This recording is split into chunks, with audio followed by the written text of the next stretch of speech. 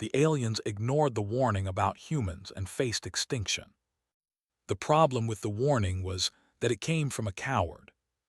That was how Fleet Admiral Sen chose to interpret it anyway. The Velthari Collective had been sending warnings about the small blue planet for 3 cycles now, and every single one had come from a different scout team that had turned around before making contact. No engagement, no confirmed threat assessment, just long-range sensor data, a block of anxious notes, and a recommendation to leave the system alone. Sen had read all 4 reports. She had looked for the part where something actually happened, a weapon fired, a ship damaged, a crew hurt. There was nothing.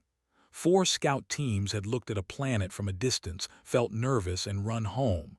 The Velthari called that intelligence. Sen called it embarrassing. Her species, the Marin, had built their civilization on a simple principle. A closed door was not a wall. You knocked, and then you decided. You did not stand in the hallway writing anxious reports about what might be on the other side. The planet the Velthari were so frightened of was called Earth by its inhabitants. Sen knew this because the Velthari had been careful enough to do signals analysis even while retreating, and the translation protocols were solid.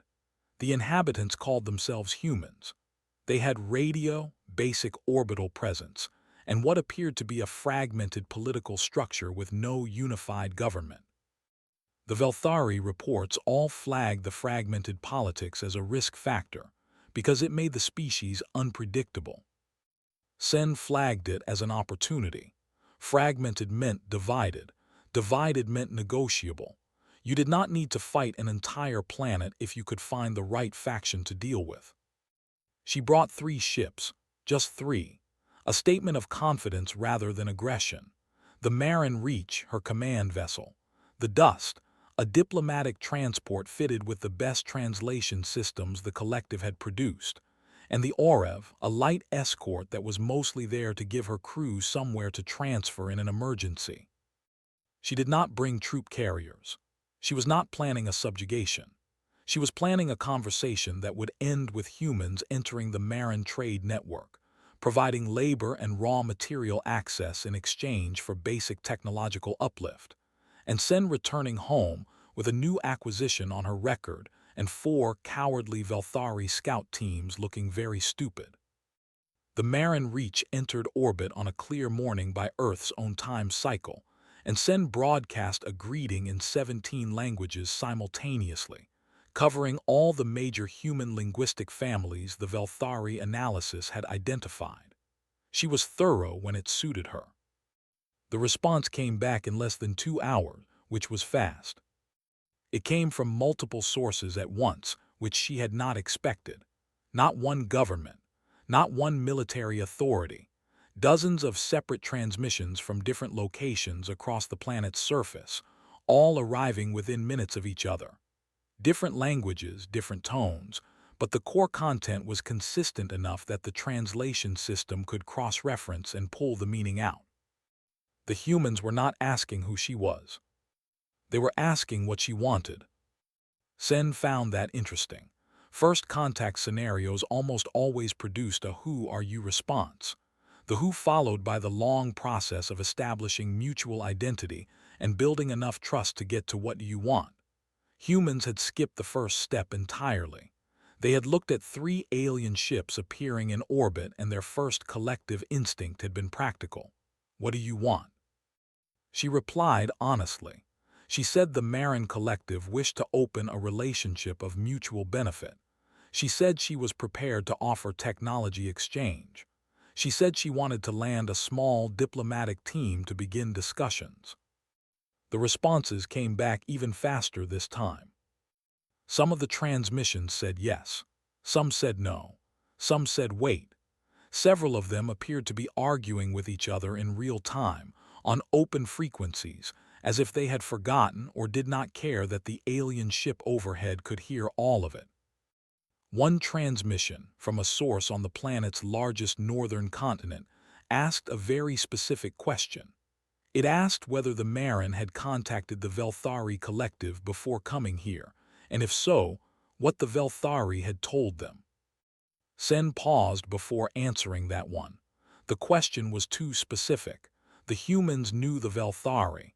More than that, they knew the Velthari had been watching them. They had detected the previous scout missions. They had been tracking visitors to their system and keeping records. She answered honestly. She said yes, the Marin were aware of Velthari survey activity in this system. She said the Velthari had recommended against contact. The response from the northern continent took longer than the others. When it came, it was short. It said they were right, you should go. Sen looked at that message for a moment. Then she looked at the other transmissions still coming in, the one saying yes, welcome, please come, we have questions. She made a command decision. One cautious transmission from one location was not a consensus. The overall response was mixed but leaning toward engagement. She began preparing the landing team. She did not ask why the northern continent had said what it said. That was her first mistake, and she would spend a long time later thinking about it. The second mistake was that she assumed mixed response meant divided and manageable. It did not. It meant the humans had already had the argument among themselves, and some of them had lost. The ones who had said come on down were not naive. They were ready. The landing zone was a wide, flat area outside a human settlement that the locals called a city, though by Marin standards it was closer to a dense, mid-sized administrative hub. Sen sent 8 people down. A diplomatic lead named Orath, 2 xenobiologists, a translator specialist, a cultural analyst, 2 security personnel in light gear, and a communications officer whose job was to keep the channel to the Marin Reach open at all times. They landed in a transport pod, not a military vehicle, and they came out with no weapons visible because Sen had been careful about optics. A human delegation was already waiting. Orath noted later in his debriefing report that the human delegation was unusual in composition. He had expected political figures, leaders, some version of authority. What he got was a group of about 30 people that included what appeared to be scientists, several individuals in uniforms of different designs, suggesting different organizational affiliations, a small number of people in ordinary clothing with no insignia at all, and one very old human woman in the front who was clearly in charge and who had brought a folding chair and was sitting in it. The old woman's name, the translator worked out within a few minutes, was something close to Ada. She had been a physicist. She was retired. She had apparently been chosen by whatever rapid consensus process the humans had used because she was the oldest living person with a graduate education in multiple scientific fields and no current political affiliation, which meant she had no incentive to make promises she could not keep or trade access for personal advantage. The humans had sent their wisest person with no power and complete credibility. Orath was a professional. He did not let the unexpectedness of this show. He introduced himself, delivered the formal Marin greeting, and presented the initial offer package. Technology exchange, trade network access, a modest resource contribution arrangement that was standard for new collective members. Ada listened. She had a young human beside her who appeared to be functioning as a combination of aide and note-taker. Ada would occasionally say something quietly to this person, and the person would write it down without responding. When Orath finished presenting, Ada was quiet for a moment. Then she asked one question. She asked what happened to species that did not want to join the collective. Orath said that the arrangement was always voluntary. Ada said that was not what she had asked. There was a pause. Orath's cultural analyst had flagged the question in real time through the internal channel as a precision trap, not aggressive, just precise. Ada was not asking about the Marin Collective's stated policy. She was asking what actually happened historically to the ones who said no.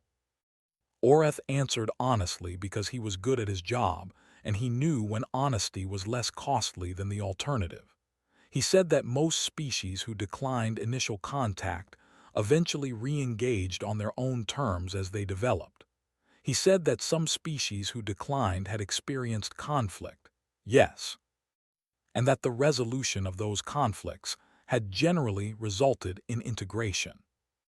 Ada nodded as if he had confirmed something she already knew. She said she would like to consult with her group. She offered Oreth's team food and shelter while they waited, which the xenobiologists accepted gratefully because the atmospheric composition was fine, but the gravity was slightly high and everyone's feet hurt. The humans brought out folding tables and food, and the two groups sat near each other in the open air. The Marin ate their own provisions. The humans ate their own food, but they sat close and the cultural analyst watched the human group carefully because that was her job. What she observed and reported to Orath was this. The human delegation was not a unified group with a single position.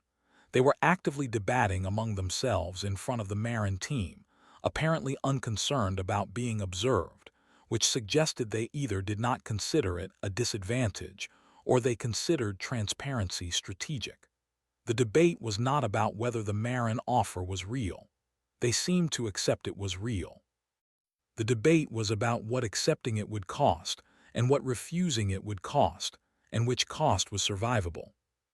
The cultural analyst noted that the word survivable came up more than once in the fragments she could parse.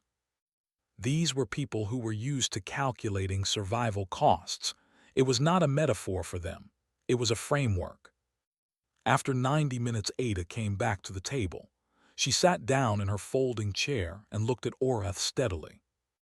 She said the humans would like a counter-proposal. She said they were interested in genuine exchange, not membership, not integration. Exchange.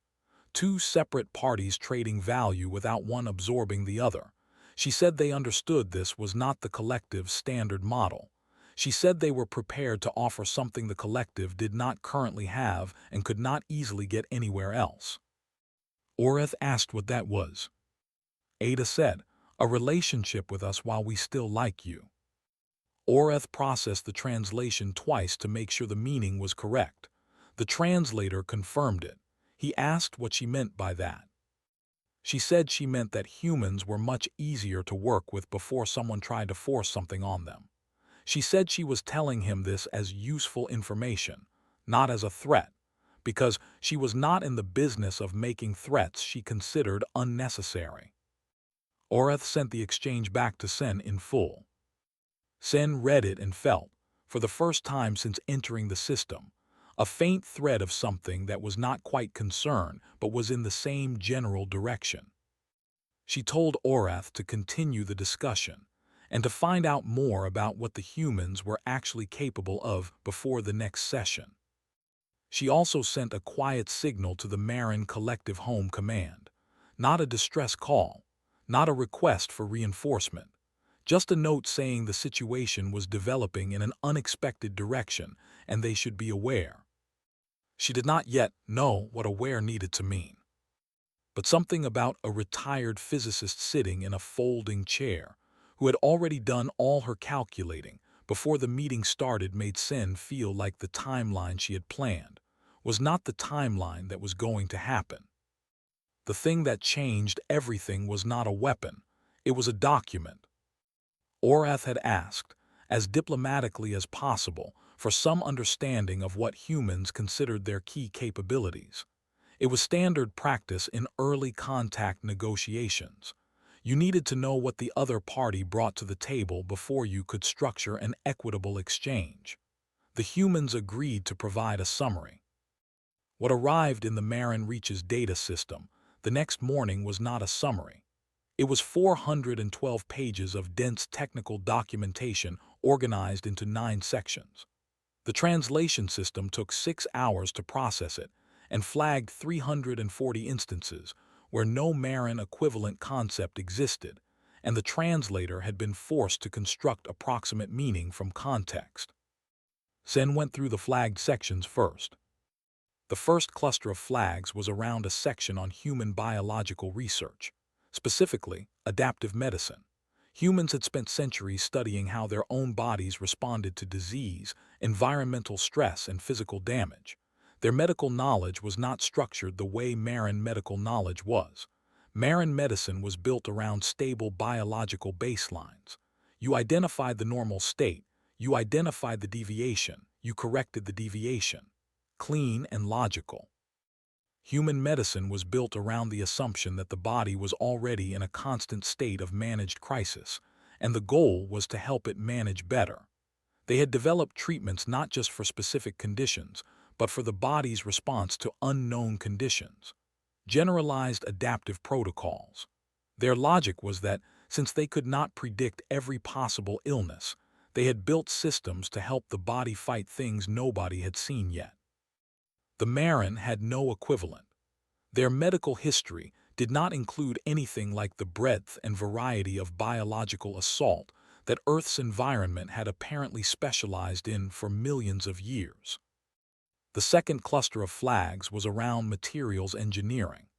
Humans had developed a class of materials they called metamaterials, structures engineered at a molecular scale to have properties that did not exist in nature. Some of these had direct applications in propulsion, shielding that the Marin had been working on theoretically for 2 decades without a practical solution. The third cluster, and the one that made Sen sit very still for a while, was around what the humans called distributed decision architecture. It was not a technology. It was a description of how humans made collective decisions under pressure, not a political system, not a military command structure. A documented, studied, refined methodology for how large groups of humans with conflicting information and conflicting interests could converge on functional decisions fast enough to be useful in a crisis. They had apparently developed this because they had needed it, repeatedly, throughout their history. Sen called her senior staff together. She put the document on the main display and told them she had revised her assessment of the situation. She said she had come to this system expecting to offer humanity a step up. She was now looking at evidence that, in at least 3 significant areas, the humans were not below the Marin. They were lateral, or ahead. Her chief science officer, a careful thinker named Bay, said that was not possible for a species that had not yet achieved standard interstellar travel. Sen said that Bay was thinking about capability as a single ladder that everyone climbed in the same order, and that the human document suggested they had climbed a completely different ladder in some areas while being behind in others. Bay looked at the metamaterials section for a long while and then stopped arguing. The senior security officer, Pell, asked the practical question. He asked whether any of this changed the negotiation posture. The collective's offer was still on the table. The humans had not refused it. They had countered with an exchange model. Was this new information a reason to change terms or just a reason to be more careful? Sen said it was a reason to be honest with herself about what kind of negotiation this actually was. She had arrived thinking she was offering something to a lesser party. She was now looking at a species that had voluntarily handed her proof that they were not a lesser party in a document that was clearly also a message. The message was, "We know what we have. We are choosing to show you. Think carefully about what you do next." Ada had done it again, quietly, from a folding chair. Sen sent a revised signal home. She requested that the collective senior council be made aware that the Earth situation required a full reassessment before any further decisions were made at fleet level. She recommended no additional ships be sent. She recommended the current process continue under revised parameters that acknowledged humans as a peer-level contact rather than a development level one. She did not hear back for 2 days. When she did, the response was not from the senior council. It was from the Expansion Authority, the body that managed acquisition of new member systems and the resources that came with them. The Expansion Authority's message was brief. The senior council had reviewed the Earth file. The economic profile of the system was significant. Resource and knowledge assets were considered high priority for acquisition. The current diplomatic approach was taking too long. A support fleet of 12 ships was being dispatched. Arrival in 22 days. Sen should use the remaining time to establish whatever surface relationships would make the transition smoother. Sen read the message twice. Then she walked to her viewport and looked at the planet below and thought about Ada's exact words. A relationship with us while we still like you. She had 22 days before the support fleet arrived. She had not been given a choice about whether it came. She had been given 22 days to figure out how to make the next part survivable. She was not sure for whom. Sen went back down to the surface herself. She had not planned to. She was a fleet officer, not a diplomat, and her presence at the ground-level talks was not in the original mission structure. But she needed to look at Ada directly and say something that could not go through Orath, because Orath would frame it diplomatically, and it needed to not be framed that way. It needed to be said plainly. Ada was sitting in the same folding chair in a different location, a larger building that the humans were using as a meeting space. The aide with the notepad was there. Several of the scientists from the first meeting were present. A few new faces, including 2 humans in dark uniforms who had not been part of the original delegation, and who stood near the walls saying nothing but watching everything. Sen sat down across from Ada and said, without preamble, that 12 Marin warships were coming and would arrive in just over 3 weeks, and that she had not ordered them, and had in fact recommended against them. Ada looked at her for a moment. She asked what those ships were coming to do. Sen said she did not know the specific operational orders. She said she knew the Expansion Authority's standard approach to systems flagged as high-value acquisition targets, and that it typically involved establishing an orbital presence large enough that resistance became a question of cost calculation rather than capability. Ada was quiet. The aide was not writing anything. The 2 uniformed humans near the wall had gone very still. Ada asked Sen why she was telling them this. Sen said because the alternative was to say nothing and watch something happen that she thought was a mistake, and she had not traveled this far to manage a mistake quietly from orbit. Ada looked at her for a long time with the specific attention of someone who was checking whether the words and the speaker matched. Then she turned to the aide and said 2 words in their language. The translator rendered it as something like "start the clock." The aide left the room immediately. Ada turned back to Sen and said that she appreciated the honesty and that she would now be honest in return. She said that humanity had been aware of the possibility of a larger follow-up force since the first day of contact, because that was the obvious strategic move, and humans had several thousand years of recorded history of making that move against each other and recognizing it when they saw it coming from outside. She said that the document they had provided to Orath was not the full picture. It was a selection, a demonstration of what they were willing to show. She said the rest was not in any document. Sen asked what the rest was. Ada said it was operational.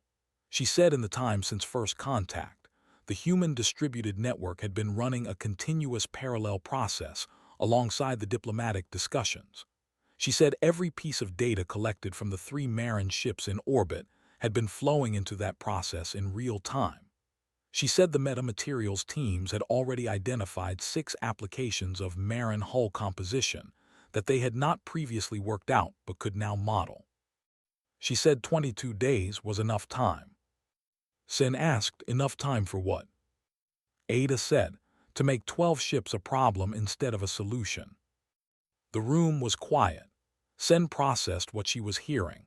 The humans had been doing 2 things at once since the beginning, talking at the table and preparing away from it, not because they were planning to fight, because they were a species that did not know how not to prepare, for whom the gap between a conversation and a contingency plan was instinct, not strategy.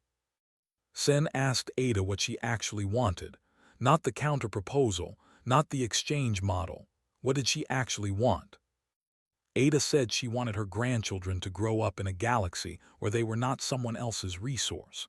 She said she wanted the same thing every species that had ever looked up at the sky, and wondered what was out there had wanted, which was to be part of it on their own terms. She said she was very old and had spent her life trying to understand the universe, and she had not done that work so that somebody could show up and manage it. Sen sat with that for a moment. Then she said she was going to file a second message to the collective, a formal protest against the dispatch of the support fleet on record under her name. It would not stop the ships. She did not have that authority, but it would be on the record and it would matter later when people asked who had tried to prevent what was coming. Ada said she noticed that Sen had said what was coming and not whether something was coming. Sen said yes, she had said that deliberately. She went back to her ship and filed the protest. Then she told Pell, her security officer, to run a full inventory of everything they knew about the support fleet's standard operational approach, and to find her every point where the approach assumed the target would behave like a standard pre-interstellar civilization. Pell asked why. Sen said because those were the points where the support fleet was going to have a very bad time, and she wanted to know where to not be standing when it happened. Below on the surface, in the large building, Ada sat in her folding chair while people moved around her quickly and quietly. She was not worried. She had a very specific kind of calm that came not from certainty about the outcome, but from having already accepted the cost of every option and chosen anyway. She asked her aide to bring her tea.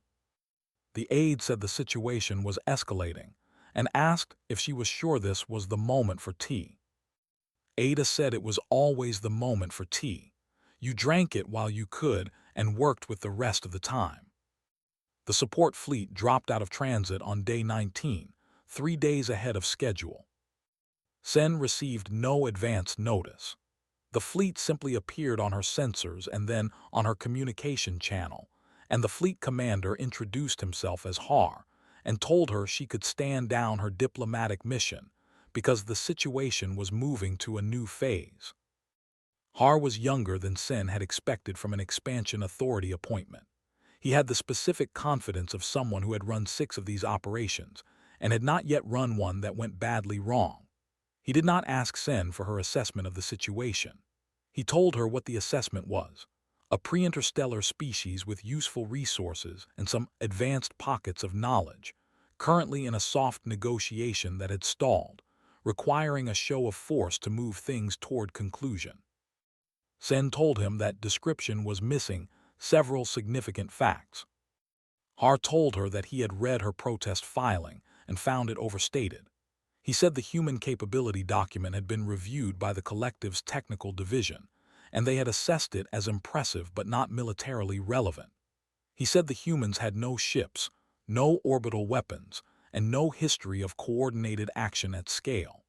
He said the distributed decision architecture the humans had documented was interesting academically, but did not translate to a warfighting context.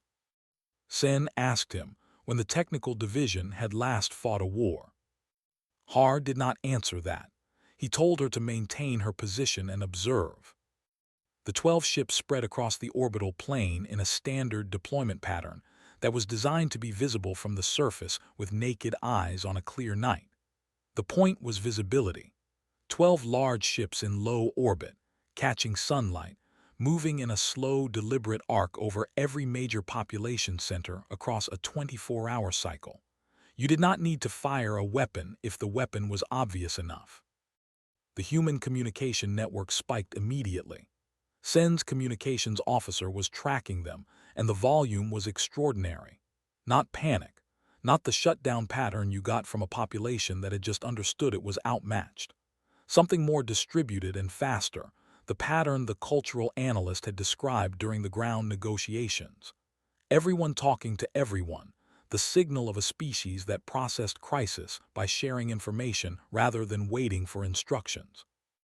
Har sent the formal demand on hour 6 of the deployment, standard language. The planet would submit to collective oversight within 72 hours. A transition administration would be established. All existing governance structures would continue to function under collective supervision. Resistance would be addressed with appropriate force. He waited for the response. It came back in 4 hours, which Sen recognized was the same response window as the first contact signal, and she suspected that was not a coincidence. The response was not from Ada. It was not from any single source. It was a simultaneous transmission from 47 separate points across the planet, all carrying the same message, all in different languages, all translating to the same thing. The message said, "We decline. We are prepared for what comes next. We want you to understand that we are not angry. We are ready." Har sent Sen a brief note, saying that the refusal was expected, and that Phase 2 would begin shortly. Phase 2 was a targeted energy strike on the planet's primary orbital communication relay, a small human-built station in low orbit. The goal was to demonstrate precision and to degrade the distributed network by removing a node. Standard playbook. You did not need to destroy anything on the surface to make your point. You demonstrated capability at the edges and let the population's imagination fill in the rest. The strike fired. The relay station moved. Not by much. 11 meters in the 3 seconds between the targeting lock and the discharge. 11 meters was enough. The beam passed through empty space where the station had been, and the station was still there, intact, now transmitting actively. Har's tactical officer ran the sensor replay 4 times. The station had executed a microburn precisely calibrated to the strike geometry. It had moved exactly enough and no more. Either the humans had a very good prediction model for Marin targeting solutions, or they had hacked the targeting system directly, or both. On the Marin Reach, Sen was watching the same replay. She called Bay and asked how fast a human team could reverse engineer a Marin targeting protocol, given access to hull sensor data from 3 ships in orbit for 22 days. Bay worked the numbers. Then he said quietly that it was theoretically possible if the metamaterials knowledge they had demonstrated was applied to sensor interpretation, and if the distributed architecture allowed parallel processing across a large enough network. Sen said, "So yes." Bay said, "Yes." Har sent another note. He said there had been a targeting anomaly and it was being investigated, and Phase 2 would resume shortly. Sen sent one back. She said she strongly recommended he pause and reassess before doing anything that could not be undone. She did not expect him to listen. He was 6 operations deep with no bad outcomes, and a mandate from the Expansion Authority and 12 ships. People in that position did not pause on the recommendation of the diplomat whose protest filing they had already dismissed. He did not listen. He ordered a second strike, this time on a ground-based communication tower on the largest continent. The tower was made of steel and composite and should have been trivial to destroy. It was not there anymore. The site was empty. The tower had been disassembled and removed in the 19 days between first contact and the fleet's arrival. In its place, the sensors found a low-profile distributed antenna array buried under the soil, completely invisible from orbit, feeding the same network the tower had fed. Har's tactical display was showing him a planet that had pre-adapted to his playbook before he had even arrived. Sen watched Har's ships and did not send any more notes. She had said what she had to say. The rest of this was going to be his education, and she was not going to be able to give it to him faster than the humans were. Below, Ada was drinking her second cup of tea of the day. Her aide asked if she wanted updates. She said only if something surprised her. Nothing surprised her. On the 3rd day of Har's Phase 2, 2 of his ships stopped working. Not destroyed, not damaged by any weapon. They simply stopped. Their propulsion systems went into a safety lockout state, and their navigation computers began running a diagnostic loop that could not be interrupted from inside the ship because the interrupt command was itself caught in the loop. The crews were unharmed. The ships were stuck, drifting in slow orbit, completely unable to maneuver. Har sent engineers to both ships. The engineers determined that the problem was in the core navigation firmware. Specifically, a small section of code in the targeting integration layer that was executing a recursive check it had never executed before because the conditions that triggered it had never occurred before. The conditions that triggered it were very precise and had apparently been calculated by someone who understood marine navigation architecture well enough to identify a latent flaw that the marine themselves had not found in 60 years of operation. The code flaw had not been inserted. It had been discovered and then activated remotely by transmitting a specific signal pattern on a frequency the ships used for routine positional calibration. The humans had not hacked the ships. They had found a bug in the ship's own systems and rung the doorbell. Har filed a report to the Expansion Authority that evening. His language was controlled. He described the situation as a temporary technical setback caused by an unexpected level of human signals intelligence capability. He said the situation was manageable, and he was recalibrating his approach. He did not describe how he felt, which was a specific kind of frighten that came from realizing the ground had shifted, and he did not know when it had shifted or how far. The Expansion Authority's response took longer than usual. When it came, it did not address the technical setback. It said the collective's Economic Council had reviewed the Earth situation and was requesting a full strategic reassessment before Phase 2 continued. It said the Expansion Authority's mandate was suspended pending that review. Har read it twice. Then he asked his communications officer whether this kind of suspension had happened before in an active operation. The communications officer said she was not aware of any previous instance. On the Marin Reach, Sen read the same message on her own channel and felt something that she identified carefully as relief, with a clear-eyed awareness that the relief was premature. She requested a direct link to the surface and asked for Ada. Ada appeared on the display. She was not in the meeting building. She was somewhere smaller and quieter, and she looked tired in the way people looked when they had been working for days without enough sleep. She was still composed, just tired. Sen told her that the support fleet's operational mandate had been suspended, pending a full review. Ada said she knew. She said they had been monitoring the collective communication channels for the past 11 days, which was not something she had mentioned before because it had not come up. Sen asked how.